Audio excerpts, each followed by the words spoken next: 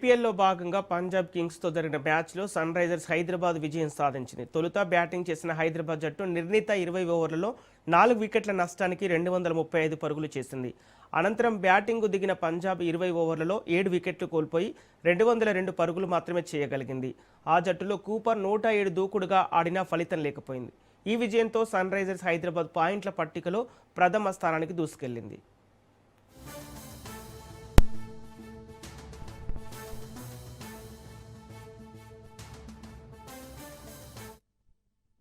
ఐపీఎల్లో భాగంగా పంజాబ్ కింగ్స్తో జరిగిన మ్యాచ్లో సన్ రైజర్స్ హైదరాబాద్ విజయం సాధించింది. తొలుత బ్యాటింగ్ చేసిన హైదరాబాద్ జట్టు నిర్ణీత 20 ఓవర్లలో 4 వికెట్ల నష్టానికి 235 పరుగులు చేసింది. అనంతరం బ్యాటింగ్కు దిగిన పంజాబ్ 20 ఓవర్లలో 7 వికెట్లు కోల్పోయి 202 పరుగులు మాత్రమే చేయగలిగింది. ఆ జట్టులో కూపర్ 107 దూకుడుగా ఆడినా ఫలితం లేకపోయింది. ఈ విజయంతో సన్ రైజర్స్ హైదరాబాద్ పాయింట్ల పట్టికలో ప్రథమ స్థానానికి దూసుకెళ్లింది.